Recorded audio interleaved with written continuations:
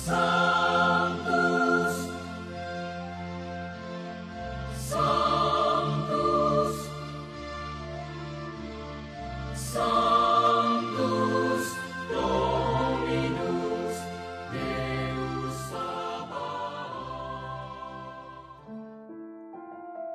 Salam jumpa kembali saudara-saudariku yang terkasih dalam Tuhan kita Yesus Kristus.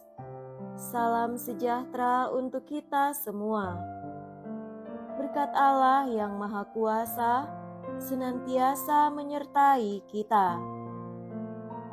Marilah kita mendengarkan dan merenungkan bacaan-bacaan kitab suci hari Kamis tanggal 3 Oktober tahun 2024. Dalam nama Bapa dan Putra dan Roh Kudus. Amin.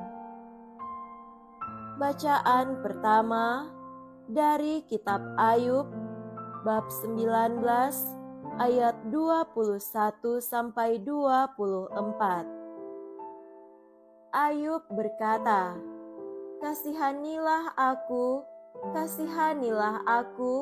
hai sahabat-sahabatku, karena tangan Allah telah menimpa aku.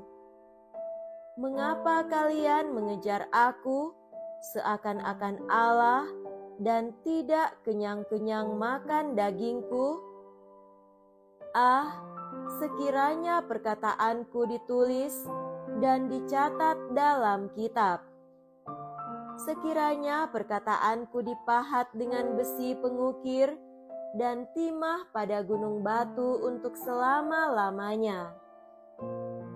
Tetapi aku tahu bahwa penebusku hidup, dan akhirnya ia akan bangkit di atas debu. Juga sesudah kulit tubuhku sangat rusak, tanpa daging pun aku akan melihat Allah. Aku sendiri akan melihat Dia memihak kepadaku. Mataku sendiri yang akan menyaksikannya dan bukan orang lain. Hati sanubariku merana karena rindu. Demikianlah sabda Tuhan. Syukur kepada Allah. Semoga Tuhan beserta kita sekarang dan selama-lamanya. Inilah Injil suci menurut Santo Lukas. Dimuliakanlah Tuhan. Injil Lukas bab 10 ayat 1 sampai 12. Pada waktu itu Tuhan menunjuk 70 murid. Ia mengutus mereka berdua-dua mendahuluinya ke setiap kota dan tempat yang hendak dikunjunginya. Berkatalah ia kepada mereka, tuaian banyak, tetapi pekerjanya sedikit. Sebab itu mintalah kepada Tuan yang empunya tuaian, agar ia mengirimkan pekerja-pekerja ke tuaian itu. Pergilah, camkanlah, aku mengutus kalian seperti anak domba ke tengah-tengah serigala. Janganlah membawa pundi-pundi atau bekal atau kasut, dan janganlah memberi salam kepada siapapun selama dalam perjalanan. Kalau memasuki suatu rumah, katakanlah lebih dahulu, damai sejahtera bagi rumah ini. Dan jika di situ ada orang yang layak menerima damai sejahtera, maka salammu itu akan tinggal kepadanya. Tetapi jika tidak, maka salammu kembali kepadamu.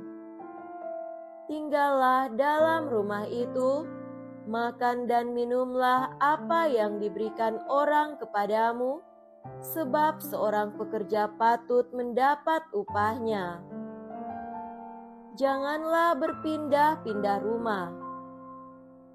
Jika kalian masuk ke dalam sebuah kota dan diterima di situ, makanlah apa yang dihidangkan kepadamu dan sembuhkanlah orang-orang sakit yang ada di situ. Dan katakanlah kepada mereka, kerajaan Allah sudah dekat padamu. Tetapi jika kalian masuk ke dalam sebuah kota dan tidak diterima di situ, pergilah ke jalan-jalan raya kota itu dan serukanlah, juga debu kotamu yang melekat pada kaki kami kebaskan di depanmu. Tetapi ketahuilah ini, kerajaan Allah sudah dekat. Aku berkata kepadamu, pada hari itu, Sodom akan lebih ringan tanggungannya daripada kota itu. Demikianlah sabda Tuhan. Terpujilah Kristus.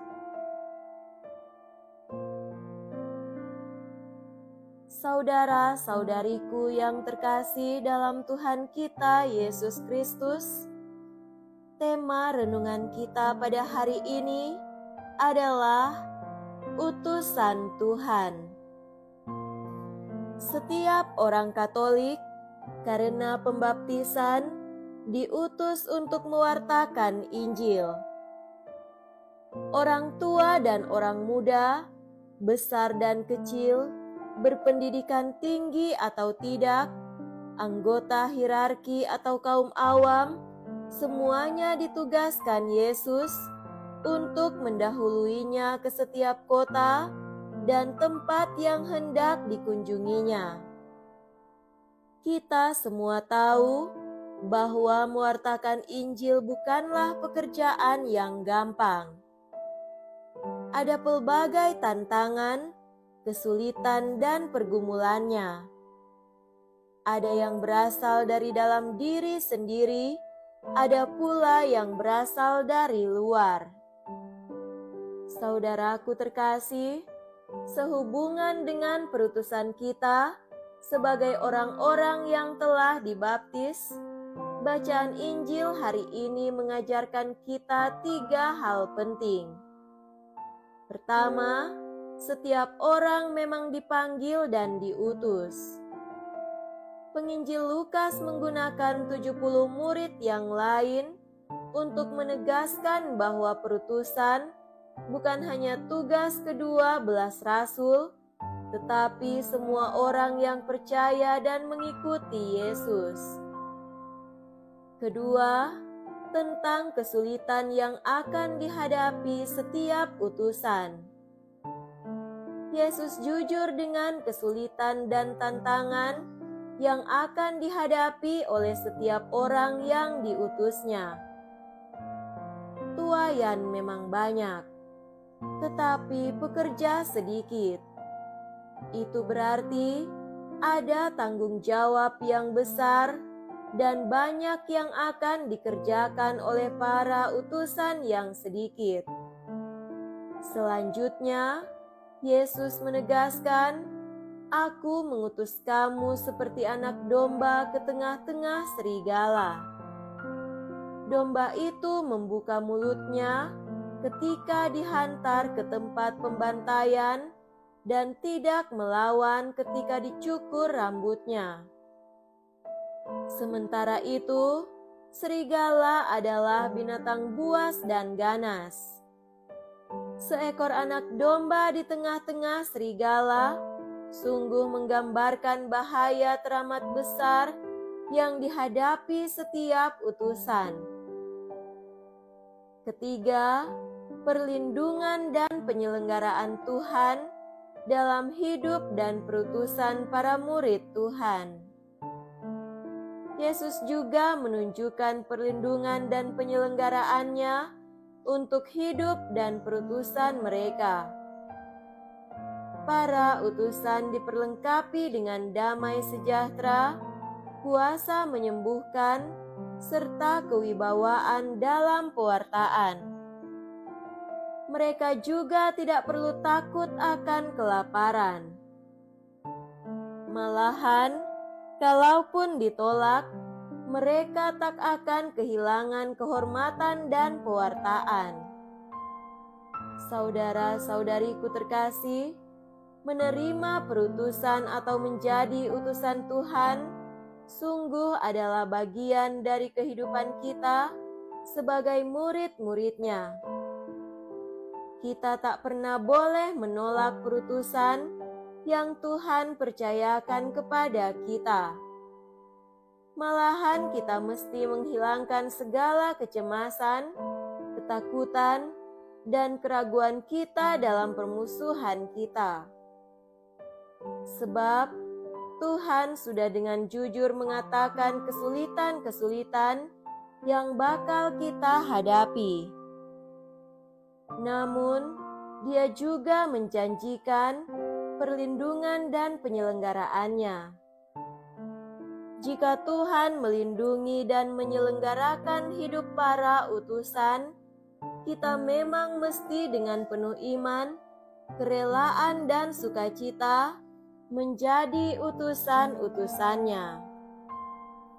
Semoga demikian. Amin. Dalam nama Bapa dan Putra dan Roh Kudus. Amin.